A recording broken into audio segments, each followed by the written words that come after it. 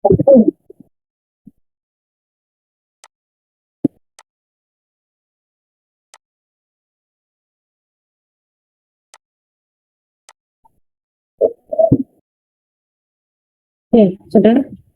Assalamualaikum warahmatullahi wabarakatuh.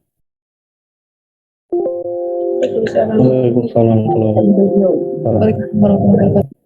Silakan on cam, saya mau absen dulu teman-teman. Ya, yang pertama ya, halaman pertama dulu. Syafa Rahma, mana nih nggak kelihatan mukanya? Rido, Atika, yang kelihatan rambutnya doang. Fajrul juga. Rido, mukanya nggak kelihatan, Dok. Naik dikit, Dok. Syafa juga. Iya, Bu hadir. Ya, hadir, tapi yang kelihatan kepalanya aja. Oke, sudah siap? Kita foto dulu ya. Niko, kamu berdua. Oke, 1, 2, 3 halaman pertama ya. Bentar. Sekarang halaman yang kedua. Yang belum on cam, Samsiar, Fiska, Maria. Buka kameranya silakan. Maria. Udah join Bu dari HP. Soalnya kamera laptop bermasalah Bu. Oh, oke. Siapa nih? Yusuf Niko. Sudah on cam belum Yusuf Niko? Michael, silakan on cam dulu. Ya. Oke. Terima kasih. Nah, sekarang kita mulai ya hari ini. Teman-teman kita akan harusnya public speaking, tapi kalau public speaking itu saya prefer ketemu face to face langsung dengan kalian. Jadi mungkin minggu depan tuh kalau misalkan belum mulai PKL, kalian bisa coba settingkan cari ruangan gitu ya untuk public speaking. Oke? Ke PJ-nya siapa? Saya Bu Nugraha. Nah, Mas Nugraha bisa dicarikan minggu depan mungkin? Minggu depan tanggal berapa ya? Tanggal Hari ini tanggal 9 ya, 9 tambah 16. Tanggal berapa? 15. 15. Ya, oke, coba dicarikan ya tanggal 15. Nah, waktunya kalau misalkan mau pindah juga boleh, terserah kalian ya. Selama saya nggak ada agenda, bisa pindah sih nggak masalah. Nah, teman-teman, hari ini kita akan bicara tentang keterampilan komunikasi. Jadi ada science communication, ada scientific communication. Ini dua hal yang berbeda ya, science communication dan scientific communication.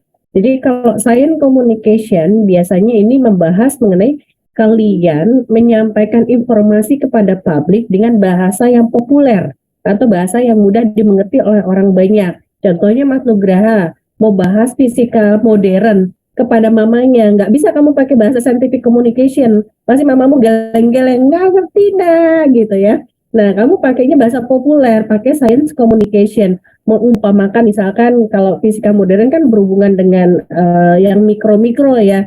Contohnya pakai bola biliar, bola pingpong.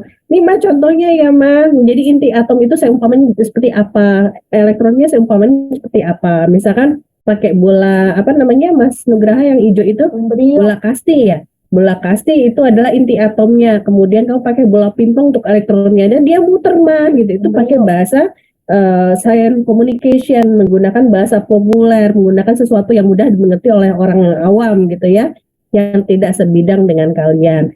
Tapi kalau scientific communication biasanya kamu pakai untuk menulis artikel ilmiah, menulis paper, menulis publikasi. Jadi biasanya yang membaca dan sebidang dan reviewernya juga sebidang dan ahli, sehingga kamu harus menerangkan lebih detail dengan bahasa yang sesuai dengan bidang kamu juga gitu ya. Jadi beda ya antara science communication dengan scientific communication. Kalau science communication kamu berbicara dengan bahasa yang populer ya. yang mudah dimengerti oleh dari anak TK sampai anak kuliah gitu ya, dengan bahasa yang umum. Tapi kalau Recording science stopped. communication biasanya digunakan untuk orang-orang yang sebidang dan seahli dengan kamu gitu. Siapa yang mau nanya silakan sampai di sini. Ada nggak kira-kira? Perlu nggak sih kamu belajar ini? Perlu banget loh. Kenapa? Ketika kamu berhadapan dengan dosen ya yang bidangnya sama dengan kamu, pasti kamu harus pakai bahasa scientific communication kan, menerangkan lebih detail. Tapi ketika kamu misalkan pernah ada yang ke PPITEK nggak di sini? Pusat Peragaan Belum, Bu. Talent. Belum ya. Itu ada sebuah science center di mana dia memperlihatkan alat peraga sains ya. Jadi menerangkan fenomena fisika, kimia, biologi, pokoknya sains kepada masyarakat umum. Nah, ketika kamu menerangkan fenomena itu, kamu nggak bisa pakai bahasa yang terlalu saintifik. Biasanya pakai bahasa yang populer, ya disesuaikan. Ketika kamu menerangkan untuk anak SD, tentunya akan berbeda untuk anak-anak yang datang, misalkan dia udah SMP, SMA, ataupun kuliah, ya bahasanya pasti beda kan. Jadi kalau misalkan kamu ketemu anak TK, yang kamu lakukan pertama apa misalkan? Mau menerangkan apa coba? Mas Faisal ceritanya. Coba kasih saya contoh satu. Mau nerangin tentang apa? Misalkan gerak jatuh bebas. Gerak jatuh bebas. Nah, gerak jatuh bebas kalau misalkan kamu terangkan sama anak SMA, mereka sudah dikenalkan kan di fisika? Ya, tapi kalau anak TK gimana? Belum diterangkan, berarti kamu harus terangkan dengan bahasa yang mereka mengerti. Misalnya gimana, kamu naik meja terus jatuh gitu, wah ini saya jatuh, kenapa ya gitu, kamu attract mereka, terangkan dengan bahasa yang mudah gitu, bahwa ada gaya tarik lo di bumi kayak gaya magnet ini, kamu cari magnet gitu, makanya kan tarik ya. Nah, kamu terangin, oh di bumi dengan makhluk-makhluk yang ada di dunia ini juga ada gaya tarik menarik gitu, sehingga kamu tidak melayang. Itu kan mudah ya, anak SD ngerti ya biasanya. Jadi itulah bahasa science communication atau bahasa populer. Jadi kadang-kadang kamu perlu menggunakan bahasa itu ketika kamu berhadapan dengan orang yang memang tidak sebidang. Jadi jangan kamu merasa bangga ketika orang nggak ngerti gitu, berarti kamu kurang pinter neranginnya gitu ya. Ketika kamu ketemu mamamu, kamu belajar apa hari ini? Saya belajar ini mah. Aduh mama pusing katanya gitu ya. Jadi kalau udah seperti itu berarti kamu tidak sukses menerangkan ilmu kamu kepada orang yang tidak sebidang. Bukannya semakin pusing orang merasa kamu semakin bangga, enggak, berarti komunikasimu bermasalah di situ. Ya. Ada yang mau nanya sampai di sini? Silakan. Mas Farhan mungkin mau nanya, Mas Nugraha. Kalau saya cukup paham, Bu. Ya, oke. Cukup ya. Jadi kenapa ada keterampilan komunikasi? Jadi kalau saya boleh bilang gini, saya akui saya juga fisika ya, seperti kalian, saya ilmuwan juga. Basically, entah kenapa orang-orang sains seperti kita, terutama fisika tuh orangnya kaku-kaku biasanya. Ada kesulitan berkomunikasi, lebih suka kerja sendiri, ya apa enggak? Kalau disuruh kerja individual terstruktur, kalian jagonya deh. Pasti runut gitu ya, hasil laporannya bagus. Tapi ketika diminta untuk mengkomunikasikan kepada orang lain, biasanya ada masalah di situ. Nah, untuk teman-teman yang belum pernah berorganisasi ini pasti satu tantangan yang berat ketika kamu harus berbicara dengan orang lain, menyampaikan ide gitu ya. Nah, kalau misalkan contohnya, saya mau melamar beasiswa. Sementara yang mewawancara saya bukan sebidang, bukan dari fisika. Kamu nggak bisa pakai bahasa yang terlalu dalam fisika gitu, mereka nggak ngerti. Yang ada kamu, aduh, nih anak super banget ya. Bahasa yang enak, yang lugas, bahasa yang mudah dipahami, gitu ya. Itu adalah keterampilan komunikasi. Nah, biasanya kita bermasalah di situ. Kemudian kemampuan kita untuk bekerja sama dengan orang lain itu juga biasanya mohon maaf rendah ya kalau di fisika ya. Jadi saran saya sama teman-teman ntar lagi mau lulus kan ya, sekarang udah PKL, ntar lagi mau lulus, cobalah belajar untuk teamwork dengan teman-teman yang mungkin bukan di fisika gitu, sehingga nanti ketika kamu terjun di dunia industri, kamu terjun ke masyarakat, kamu bisa bekerja dengan siapa saja gitu ya, tidak menimbulkan konflik. Kamu bisa berkomunikasi dengan baik. Jadi nggak diem aja sendirian gitu ya, nggak ada temennya, jangan seperti itu. Nah, gimana caranya? Ya, salah satunya ada kuliah ini, keterampilan komunikasi, dan kamu bisa ikut organisasi kayak BEM gitu ya. Kamu ikut UKM boleh, tapi ingat tetap belajar nomor satu. Tapi jangan melulu belajar juga ya, karena membina networking itu penting ya. Membina hubungan dengan orang lain itu penting. Punya teman itu penting. Kenapa? Karena kamu tidak bisa hidup sendiri. Ada pertanyaan? Silakan. Ibu, saya izin bertanya. Boleh, Mbak, silakan. Untuk mengatasi saat mempresentasikan itu biar tidak grogi itu bagaimana ya? Itu sebenarnya materi yang public yang ini saya kasih, tapi karena kita nggak face to face, nggak asik Mbak biasanya. Jadi minggu depan nggak apa-apa ya lebih detail. Tapi intinya mengatasi nervous itu ya untuk presentasi, salah satu cara yang jitu yang memang harus kalian lakukan adalah berlatih ya. Jadi berlatih menguasai materinya. Kadang-kadang ketika kamu presentasi diminta untuk sekian menit ya, ada waktunya di situ, ada timelinenya ya. Belajar menyampaikan ide dengan PPT kamu, tapi kamu juga belajar supaya presentasi saya tepat waktu. Kemudian biasanya kalau saya akan minta saya presentasi di depan ibu saya, adik saya, atau suami saya, bertanya, kamu paham nggak sih apa yang saya sampaikan gitu? Ya, maksudnya untuk apa? Mungkin ada bahasa yang perlu saya rubah sehingga orang lebih memahami apa yang saya sampaikan gitu, Mbak Immanuela. Nah, untuk nervousnya di hari H, biasanya tarik nafas ya, yang jelas ya, itu teknik public speaking ya, tarik nafas sebelum tampil, berdoa jangan lupa, dan ingat bahwa kalianlah expertnya, kalian yang lebih tahu apa yang akan dipresentasikan, orang lain tidak. Itu salah satu cara membuat kamu lebih percaya diri, gitu Mbak Immanuela. Oke? Baik, Ya. Bu, terima kasih. Jadi kalau di salah satu presentasi saya di public speaking, saya akan bilang ketika kamu harus presentasi di depan menteri pun, menteri nggak tahu apa yang kamu sampaikan, kamu yang lebih tahu. Jadi kamu harus pede, karena itu materi yang kamu siapkan sendiri. Beda kalau misalkan kamu nyuruh orang lain ya, ya tahu isinya gitu, pasti deg-degannya lebih besar lagi. Oke, Mbak Immanuela ya. Nah, Baik, Bu, terima kasih. sama-sama. Teman-teman udah tahu ya bedanya science communication sama scientific communication. Nah, di sini ada dua nih. Sebelah kiri itu biasanya pakai bahasa scientific communication, yang kanan pakai bahasa science communication, nggak sama. Jadi si scientific communication biasa dipakai oleh scientist ya, yang kanan jurnalis. Jadi jurnalis karena yang baca itu orang banyak ya, biasanya bahasa yang dipakai juga bahasa yang populer ya. Jadi kalau scientist di kiri kelihatan ya, detail, pakai data, metodenya disebutkan, rasional ya, kemudian dikasih tahu objektifnya untuk apa, dan lain sebagainya ada di sini ya. Sementara untuk jurnalis ya yang pakai bahasa science communication, ini biasanya dia lebih kepada pakai bahasa-bahasa yang populer ya, clear script, comment gitu ya. Biasanya dia bangkitkan dengan konflik dulu sehingga orang mau baca. Kamu kalau bisa baca koran gimana?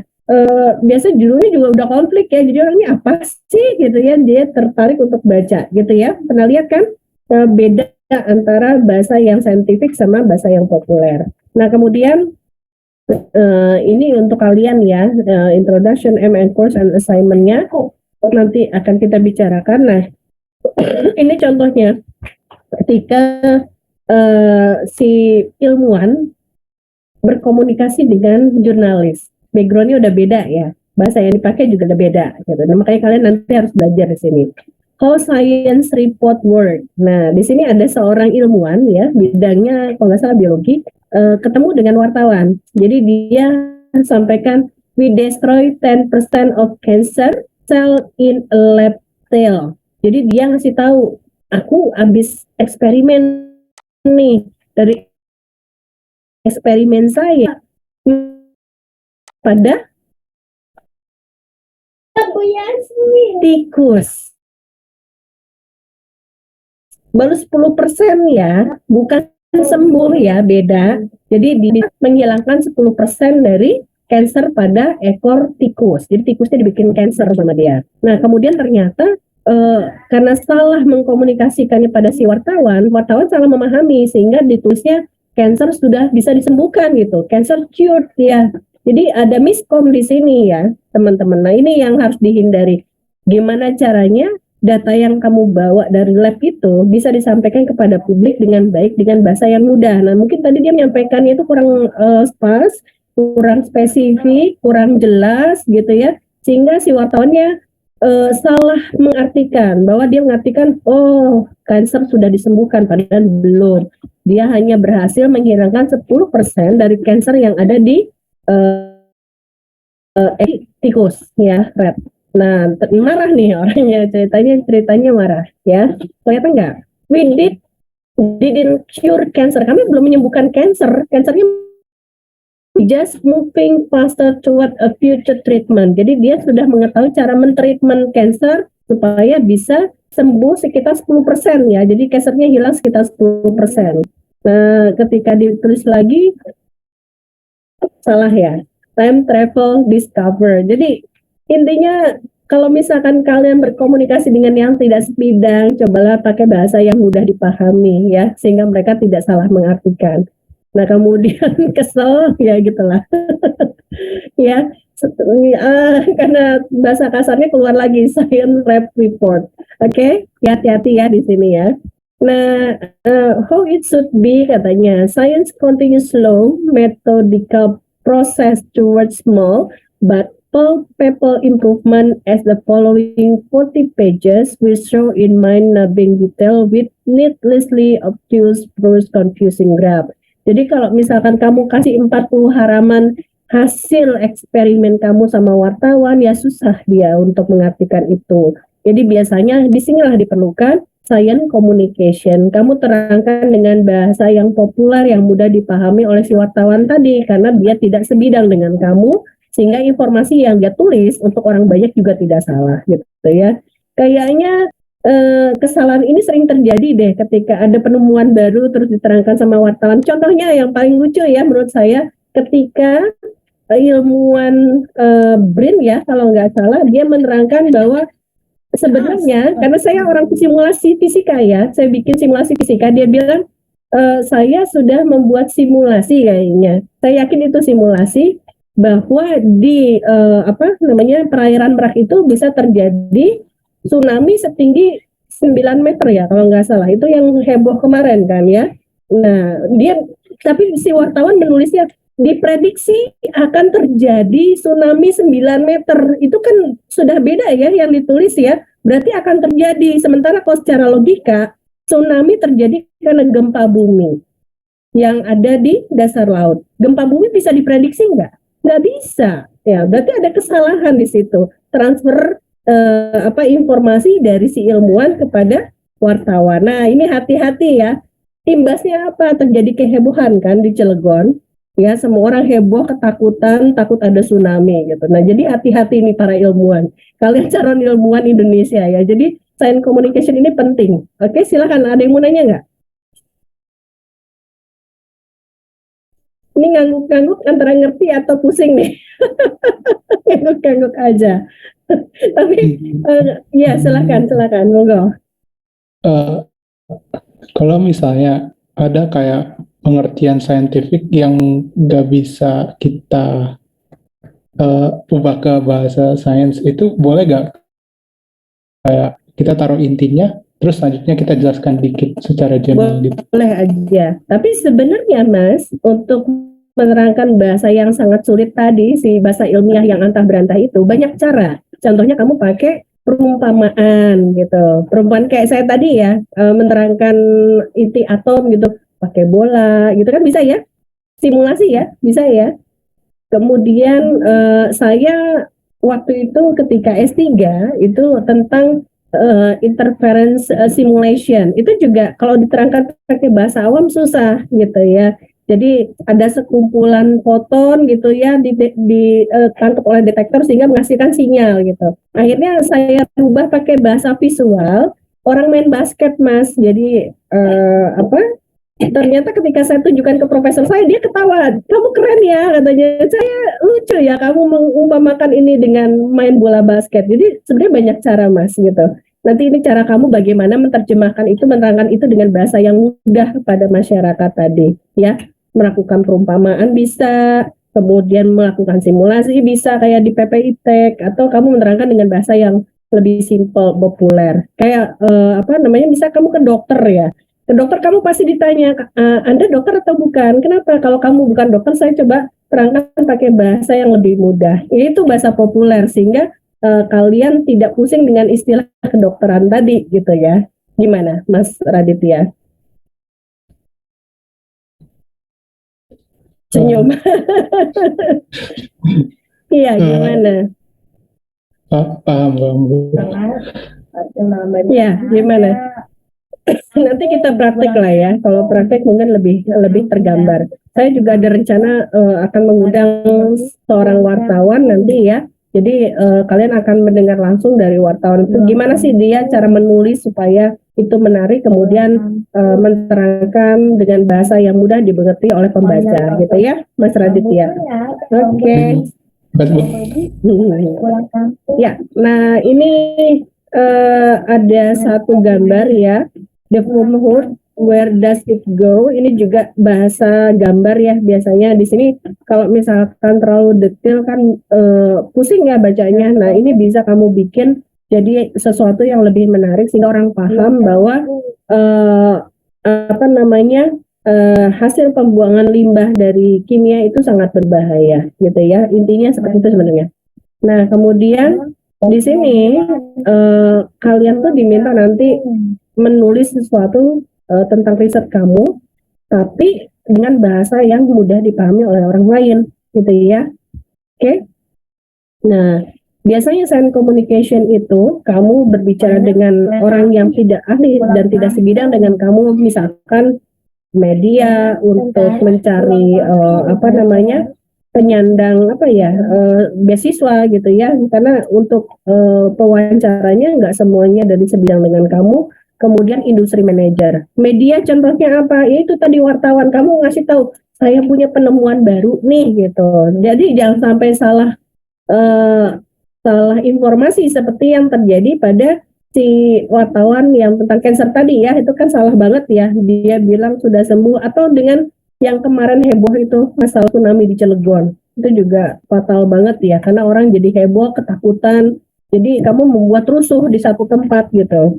Nah, kemudian contohnya Grant Proposal Committee. Ketika kamu misalkan mau apply beasiswa untuk S2 atau S3, kemudian atau kamu ingin minta dana untuk penelitian. Nah, biasanya kan nggak semua tulisan harus ditulis terlalu dalam sesuai dengan keilmuan kamu, karena mungkin yang membaca bukan dari orang yang sebidang. Lalu untuk industri manager contohnya buat apa? Kamu punya produk nih dari lab, dan produk ini ternyata bisa diproduksi secara massal gitu. Kamu mau jual ke industri, caranya gimana? Ya kamu nggak bisa pakai bahasa ilmiah, kamu harus bisa mengkomunikasikan itu dengan bahasa populer yang kalau buat industri kasih tahu, inilah keuntungan kamu kalau kamu beli produk saya, kemudian produksi massal, keuntungan kamu ada di sini. Karena kalau buat industri kan ya untungnya apa gitu ya, keuntungan buat mereka apa. Nah ini yang kamu coba ambil untuk komunikasinya. Ada yang mau nanya nggak dari 3 ini? Jadi yang science communication itu kamu akan berbicara pada media, kemudian pemberi dana gitu ya, mau beasiswa, mau dana buat penelitian, atau ke dunia industri. Kamu bisa jual produk yang kamu hasilkan dari lab tadi untuk ke dunia industri. Mereka bisa produksi massal, dapat untung, share hasil dengan kamu. Atau mereka beli copyright yang dapat miliar. Silakan, ada lagi? Ya Bu, izin bertanya Bu. Boleh. Ya, misalkan ya Bu, sudah menyampaikan informasi dengan baik dengan bahasa yang mudah dipahami, tapi audiensnya itu masih minim pemahaman Bu, itu mengatasi hal tersebut bagaimana ya Bu? Mengatasinya, kalau misalkan kamu langsung face to face, biasanya sebenarnya kan kelihatan mereka tuh bingung atau enggak, paham atau enggak, dari mukanya kelihatan enggak, dari mimik mereka. Nah ini sebenarnya teknik public speaking. Ini saya pelajari secara langsung ketika saya dulu sebelum jadi dosen, saya di PPI Tech ya.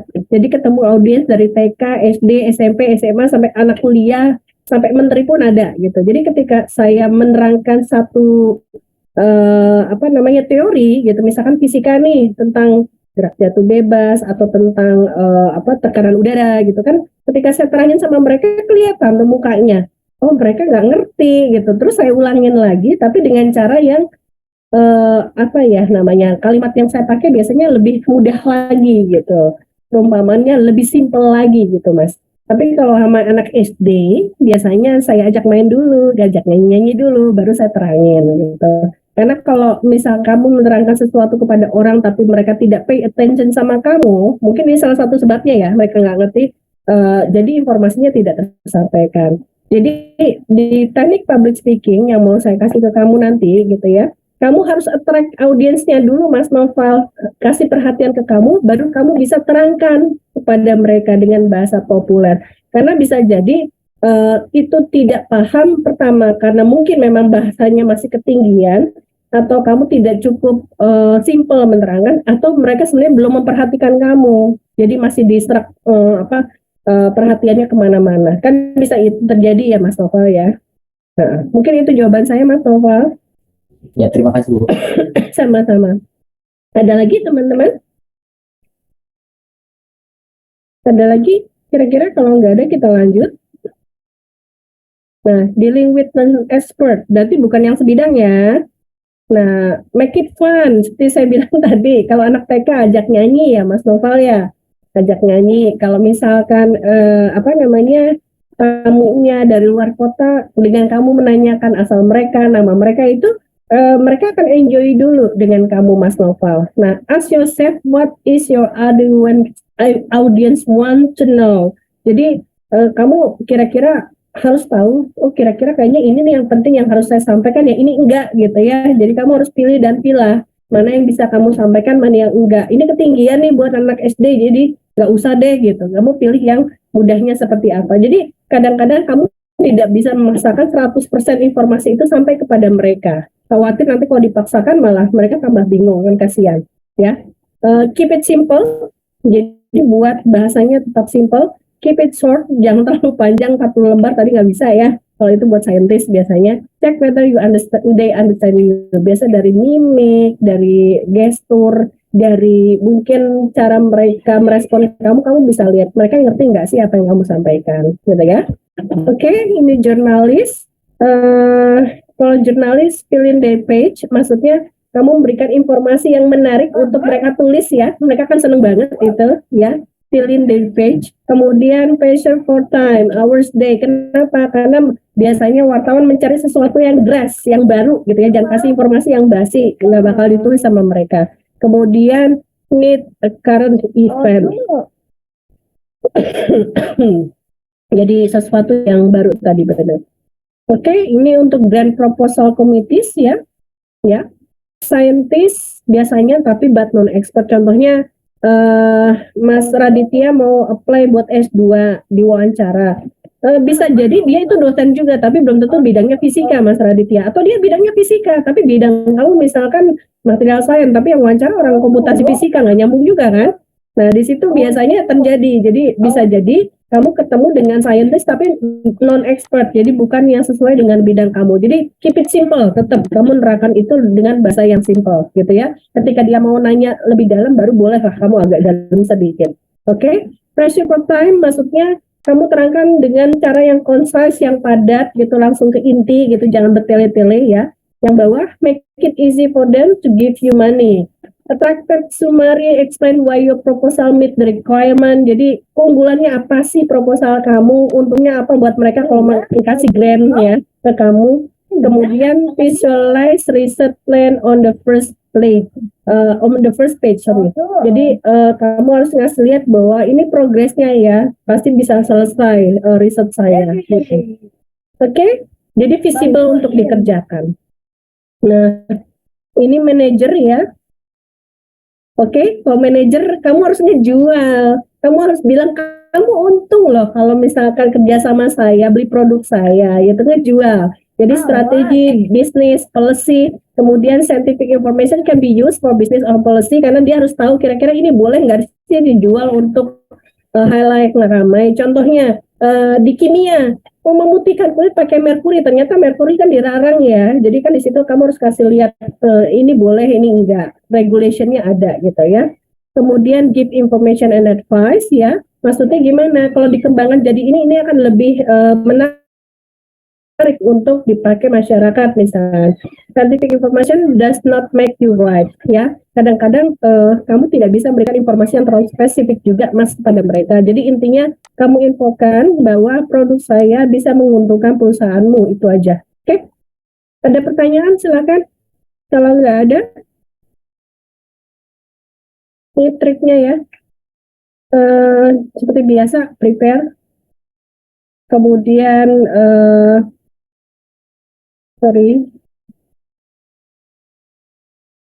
ini adalah PR kamu ya. Siap dengan PR atau nanti saja PR-nya? Saya minta kalian menulis. Kalian sudah peminatan kan? Mas Nugraha peminatannya apa? Instrumentasi, Mem. Instrumentasi. Nah, kamu instrumentasinya ini penelitiannya tentang apa? Udah ada belum? PKL-nya arahnya kemana? Oh, Belum. PKL belum. Ya. Atau gini, kalian kan akan PKL ya selama 1 semester ini. Jadi PR kalian adalah kalian menulis hasil dari PKL tapi dengan bahasa populer, dengan bahasa yang menarik, yang bisa dibaca emak bapak kamu di rumah, bukan buat saya. Ya, oke.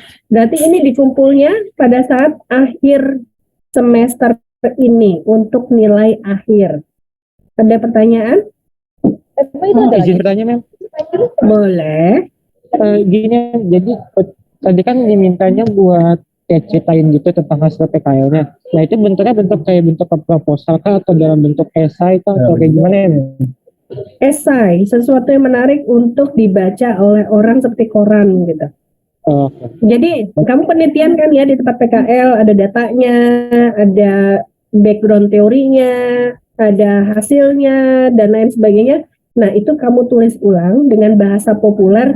Intinya kamu sajikan itu buat emak kamu di rumah deh, buat mama papa kamu di rumah gitu. Jadi dengan bahasa yang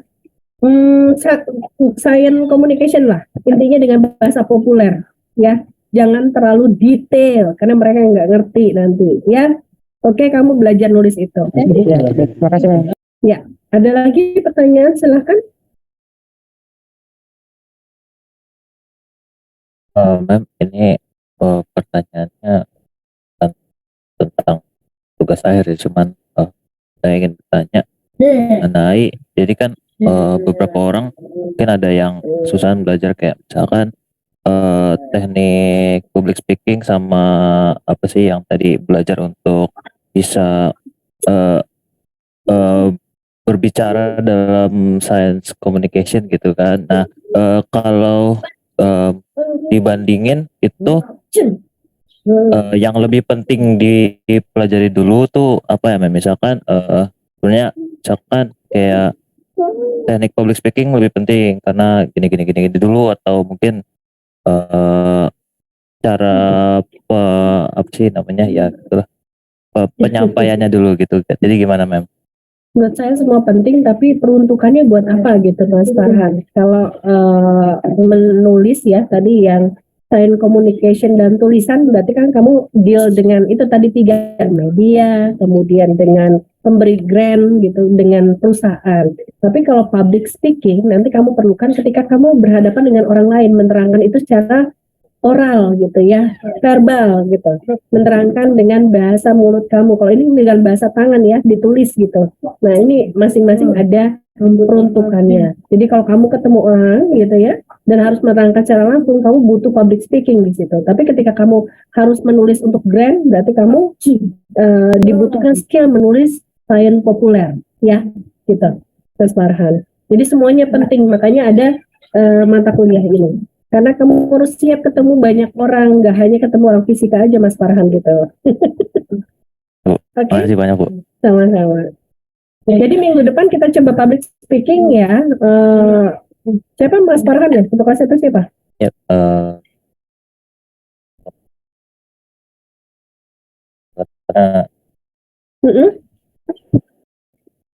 untuk kelas tetap PJ, sorry. PJ. Oh, PJ. Ya, Nugi. Ya, Iya, minggu depan ya Mas Nugraha ya, kita public speaking ya, kan belum mulai pada PKL kan minggu depan? Belum. Kayak saya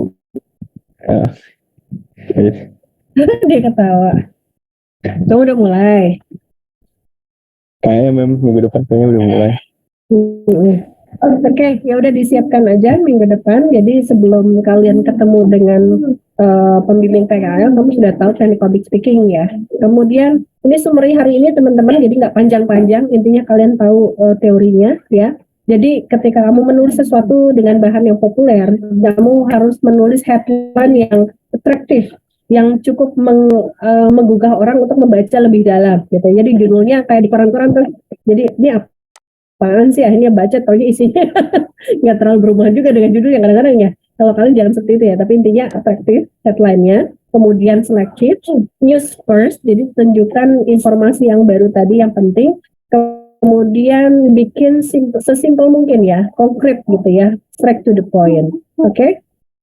Jangan lupa pakai kontak detail sehingga kalau mereka misalkan tertarik bisa mengontak kamu, dan jangan lupa image dari produk yang kamu tawarkan dan image kamu sendiri. Silakan, ada pertanyaan lagi? Ma'am, izin bertanya. Ya, berarti kan kalau bikin esai ini hubungannya dengan science script writing gitu kan, dan kemampuannya.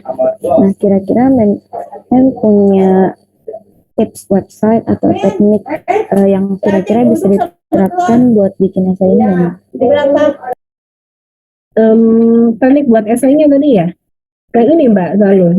Ya, atau Ya. misalnya pakai analisis SWOT kan, jadi dalam esai itu jadi ada strength-nya, weakness-nya atau gimana?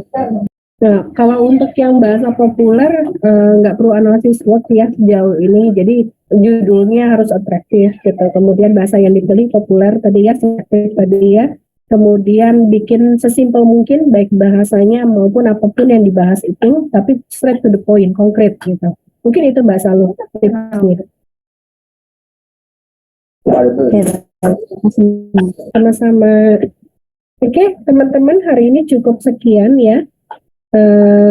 Ini tugas kalian ya, dikumpulkan setelah kalian selesai PKL ya. Oke, ada pertanyaan untuk tugasnya? Ma'am izin bertanya. Itu katanya kan mau Nugi ya? Begitu. Ya, monggo. Pingsut. Untuk minggu depan ada yang sudah mulai PKL tuh, jadinya gimana Ma'am? Disesuaikan dengan jadwal perkuliahannya. Kamu PKL-nya di mana Mas Nugraha? Saya PT Intek Solusi Indonesia, Pak. PT Intek selesai jam berapa? Dari jam 8 sampai jam 5. Sampai jam 5. Oke. Kamu ini kan kuliahnya jam 4 ya? Ya mungkin jam 4 itu bisa dengerin aja gitu. Tapi nanti minggu depannya untuk praktek kalau bisa ada ya? Ya, oke. Atau nanti saya bikin simple prakteknya, kamu direkam juga bisa sih. Ngomongin aja gimana baiknya. Ya, we can find the best solution for you nanti ya. Oke. Nopal. Ya Mem, jadi untuk minggu depan itu kan kita nyoba itu ya Mem, public speaking ya Mem. Itu Saya kasih teorinya dulu. dikasih teori dulu. Jadi belum ya Mem minggu depan. Minggu depan teori public speaking kamu face to face dengan saya, mungkin ada 1-2 orang nyoba, tapi untuk kalian mencoba bisa jadi saya set bahwa saya melihat langsung ataupun kalian bikin video biasanya direkam. Ya, baik Mem. Ada lagi teman-teman, silakan. Atau kamu bertanya, silakan. tadi kan dalam science communication itu kan menggunakan bahasa yang populer ya gitu ya Mem. Kalau misalnya kita menggunakan bahasa daerah gitu atau bahasa campuran gitu, bahasa Indonesia dan bahasa orang itu lebih gitu. Teman-teman nangkep nggak Afifah ngomong apa? Potong-potong. Iya, Afifah kamu putus-putus.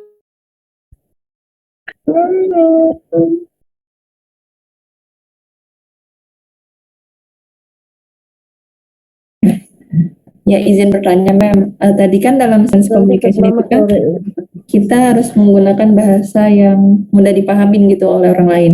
Kalau misalnya kita menggunakan sesekali bahasa daerah gitu.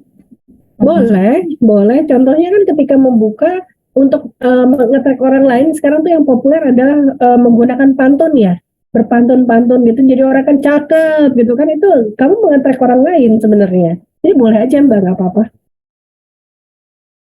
Nanti ikut nama story ini. Tapi Pak? Ya oke, terima kasih Ma'am. Iya. Silahkan gunakan apapun sehingga orang tuh perhatiannya ke kamu dulu gitu, baru kamu bisa nerangin. Oke, ada lagi silahkan. Nggak ada ya, kalau nggak ada cukup jelas saya pikir PR kamu yang harus dikumpulkan di akhir semester setelah PKL adalah menulis hasil PKL kamu dengan bahasa yang populer, yang menarik ya, jangan lupa. Nah, minggu depan kita ketemu face to face untuk belajar public speaking. Oke, mungkin hari ini cukup sekian, nggak banyak yang saya berikan ke teman-teman. Sukses ya buat semuanya. Saya berharap ketika kamu lulus PKL, kamu lulus dari UNJ, kamu bukan menjadi saintis yang kaku gitu ya, tapi saintis yang bisa membangun network yang bagus gitu ya, bisa men-track ketika kamu meng-apply beasiswa gitu, kamu terlihat outstanding ya dengan cara bicara yang pede, kemudian yang luwes gitu ya, nggak kaku. Oke? Kira-kira itu ya teman-teman ya. Terima kasih semuanya. Good luck. Assalamualaikum warahmatullahi wabarakatuh. Waalaikumsalam warahmatullahi wabarakatuh. Terima kasih Bu. Sama.